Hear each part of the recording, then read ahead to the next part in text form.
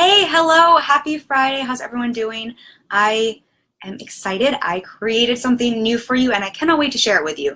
I had a question come up in my group program, the foundation, around what to do when we can't come up with content ideas when we're feeling stuck. And I was inspired last week to write down a bunch of ideas that I wanted to share with you because we have all been there. Who hasn't been there with a blank screen in front of their face where they can't come up with an idea, or they're trying to come up with an Instagram post and you're like, what the F do I write? Or you're trying to figure out what to say in a live video and you just can't think of anything. I think we've all been there. And as much as we'd like for inspiration just to hit us or to wait until inspiration strikes, we don't always have that luxury when we need to create content for our business, when we're using it for work, or when we're on a deadline or schedule. So I realized, because I've been creating content now consistently for a while, for a few years, there are a few tricks I've come up with over that time. So I put them together in a guide for you. I've got 15 ways to come up with content ideas when you're feeling stuck. And there's a link for you. And today I wanted to talk about three of those ideas, three of the ideas that I think are a little more universal, hopefully helpful for you. And then you can get the rest of those ideas for you over in that guide. So let's jam on that. And if you're joining live, say hello. Let me know if you have any questions. And if you're watching on the replay, be sure to tag me with any thoughts or questions because I don't always see them otherwise for some reason. So the first idea I have for you, and I think I've talked about this before, and that's because it works, is to start an ideas journal and to spend some time having what I call a brain dump when you're not under pressure, when you're not crunched, so that you can then go back to those ideas when you're feeling stuck or when you're creating your content schedule and pull from them or use them as prompts, because it is a hell of a lot easier to flesh something out, to write a piece of content when we have a prompt. I don't know if you've ever noticed that. If you have a journal that has prompts, it's so much easier to write than if you just have to come up with it yourself. So I find having a notebook full of ideas I've come up with another time, those act like little baby prompts for myself on those times I'm feeling stuck or I'm not sure what I want to talk about. So I have a designated journal so that it's really easy, so I know where to find it because I'm a notebooks person. I have a million notebooks and I can't find my stuff otherwise. So I keep them all in this place. And what I do, hey, I don't know who just joined, but hello, talking about content ideas. What I like to do is schedule some time, again, when I'm not under the gun, when I'm not feeling pressure to come up with content, and to do what I call a brain dump. And what's important with a brain dump here, the rule with a brain dump is to not censor yourself, to remember that there are no rules. It's really important that we allow ourselves just to write whatever comes up and to share and just dump it all, because often as we write out one idea, another idea will form and it will trigger another thought or another idea. And if you've ever played that word association game where you say a word and it makes you think of another word, this is the same thing with when we come up with ideas. One idea will often give birth to another idea. When we sit there and try to come up with the perfect idea, we put a lot of pressure on it, we tend to block that flow and block that creativity. So the ideas tend to stagnate and we tend to just get like one or two. So we really want to make sure that we give ourselves the freedom that all ideas are free game. They're all allowed, and to remember that those ideas are going to give us more ideas. And you never know what one bad idea, what idea that's going to give way to, and you also never know 3 months down the road when you're stuck and you go back and look in your journal what that idea means to you then. It might trigger another thought, or it might suddenly have an entirely new meaning, which is why it's so important that we allow them all in our brain dump, in our idea journal. What I like to do to ensure that all the ideas go down is I like to set a really challenging or daunting goal for myself. So I don't just say I'm going to come up with 5 ideas. I give myself a really big number, because the big number, it feels hard to reach, which means I have to write down every idea I get so that I can reach that number, which means I'm less likely to let perfectionism come in or to censor myself, because I need to get those ideas out, and it just makes me keep going because I have to reach that goal.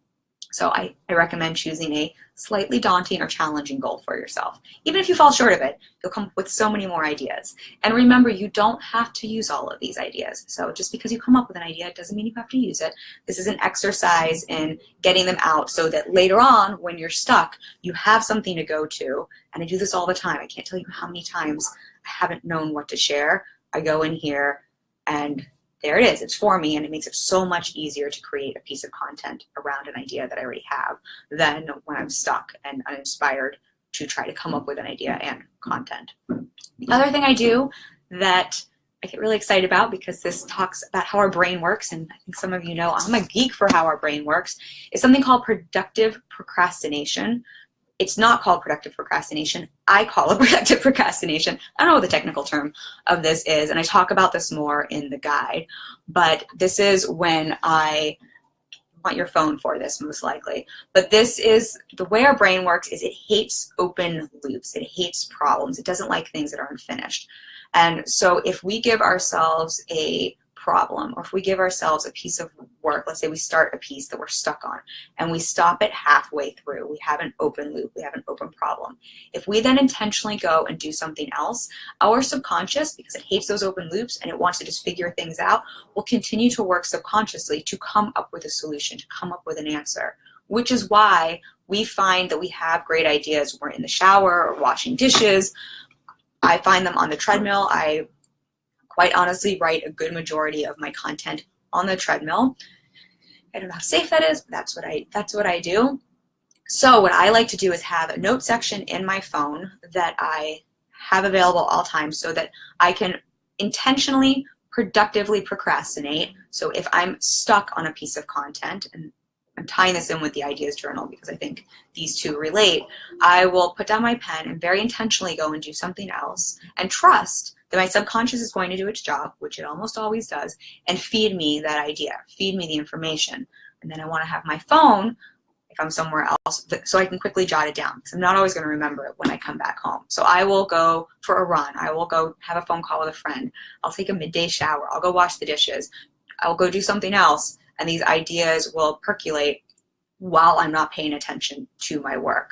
I also, in general, like to use the note section of my phone for those random ideas we all get when we're going about our life, when we're going about our day. And I like to label them blog post idea, Instagram post idea, something like that, so that I can go into the search bar at the top later on when I want to find these ideas again and search for them. Because as you start to store and save ideas, they will start to accumulate, and it can get really hard, especially if you're anyone like me who takes a lot of notes on things like books and lectures, to find your notes. So if you use some verbiage like blog post idea, you can put another keyword in there about what it's about.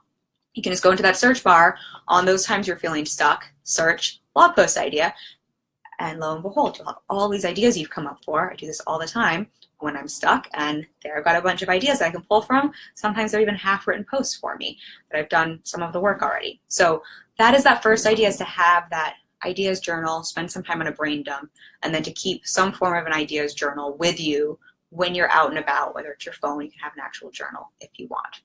So that is my first idea for you. My second thought for you is to challenge yourself to come up with new ideas daily. Because coming up with ideas is a muscle, just like anything else, just like so many things we do. It's a muscle. It gets stronger with time. It gets stronger with practice. You know, I share this over in the blog this week. Most of you know I was an actress in my past life, and I remember booking my first indie movie, and we had to do something like 17 pages of dialogue a day. It was a fair amount, and I remember thinking it was impossible, that I would never remember that much dialogue in a day. But I started practicing memorizing 1 page of dialogue every day. And I started practicing just picking up things and learning them and memorizing them. And lo and behold, my memory muscle got stronger, and it got so much easier to remember things, to be able to pick up a piece of material and just have it memorized. And I could memorize 17 pages. Suddenly it didn't take me very long. Coming up with content ideas is the same thing. The more we do it, the more we practice coming up with ideas, the stronger that muscle gets, the easier it is for us to come up with ideas even when we're stuck. So I challenge myself to come up with ideas most days. And I'll give you 2 ideas, 2 ways to do this. Obviously, do what works for you. You don't have to do what I do. This is just the way I do it, but just to give you some ideas for how to come up with ideas every day. So there's an author, and I'm going to pull up his name because I always butcher it. And his name is James Altucher, Altucher. I can never say his name right. He's great. He talks about, and I love this idea, I've done this in the past, one of the things he does, one of his practices, don't mind the sirens, is challenge himself to come up with 10 new ideas every morning. I did this for a while. I think it's a great practice. I love it. So that's one idea for you from him. So thank you to him for that idea.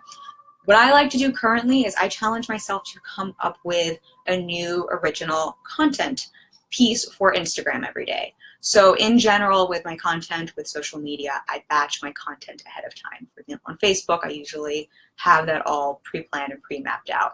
Instagram, I like to be in there daily anyway, and so I set a challenge for myself as a way to practice coming up with ideas to post daily and to post something new, to post a new thought, a new idea, a new concept, something new that I had created each day. Are there times when I'm stuck? Yes.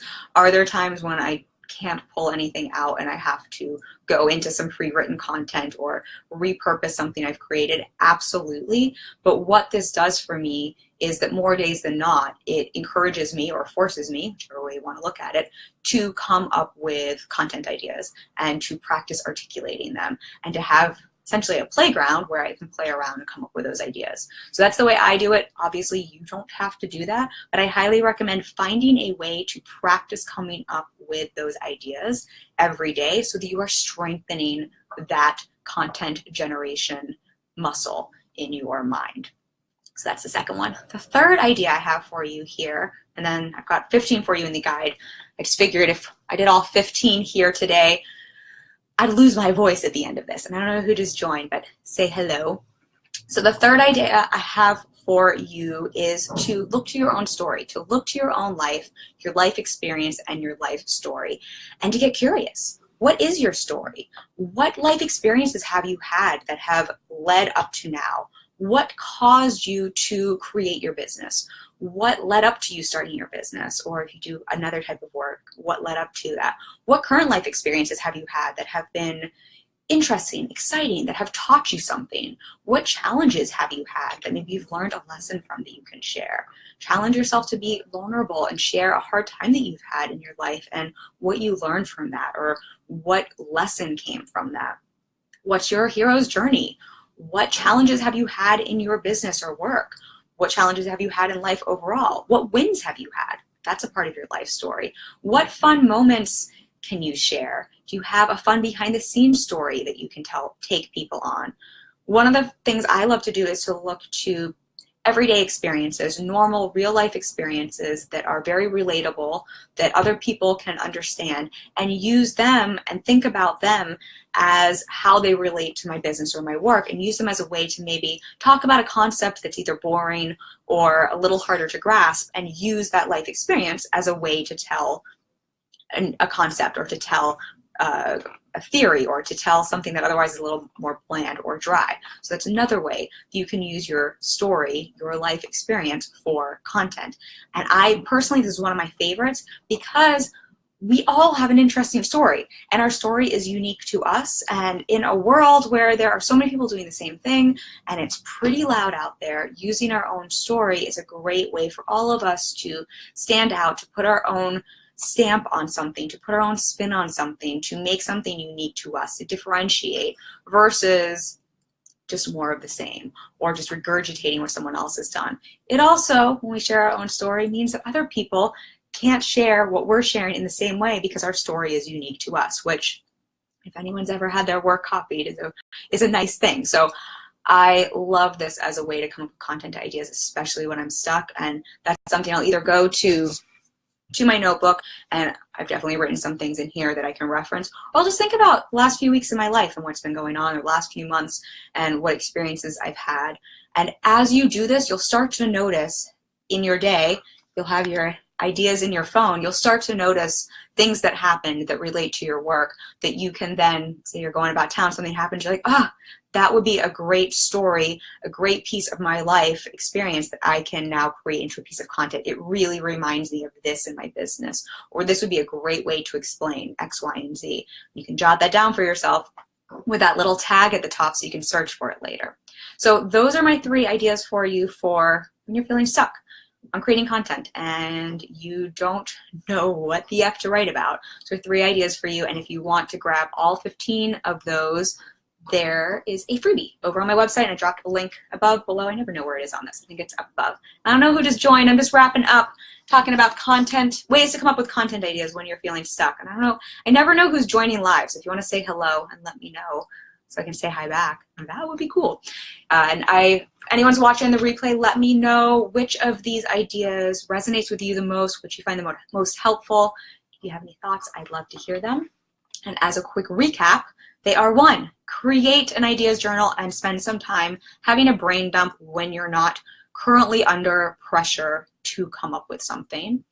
And to also start some sort of an idea journal that you can take with you so that you can do some of that productive procrastination. Second idea is to practice coming up with ideas daily, to challenge yourself to come up with a new idea every day to strengthen that idea muscle in your mind. 3 is to look to your own life experience, to get curious. What is your story? And to mine that for all of the content gold it is worth, because your story is worth so much. So those are the 3 ideas. The rest of those 15 ideas for you are in the guide. And I wanted to just close by saying, A, thank you for listening, and B, I created this and I'm excited to share this with you because I truly believe all of us have an important story to share. We all have a voice that needs to be heard, and we all have a voice that when we share it through our stories, through our content, through our work, can really impact and help people. And I think a lot of us get stuck in our mindset and also get stuck just trusting our ideas and voicing our ideas. And it's so important that we share them because you never know who's listening. You never know how it's going to help someone. You never know how your words are going to connect with someone else and how they're going to inspire someone, help them change their life, help them see something in a new way, help them very tangibly with something that they're struggling with. So I really want to encourage everyone to create more content and to use your voice and to share your voice and to share your story. And just to remember that your words are important. You are more than enough. Your story is important, and you're capable of so much more than you give yourself credit for. We all are, and I think we all get in our way sometimes when we're creating content, we're coming up with ideas, and we're sharing with them with the world. So just a reminder that your words are important and your content is important, and to share more of it, to create more of it.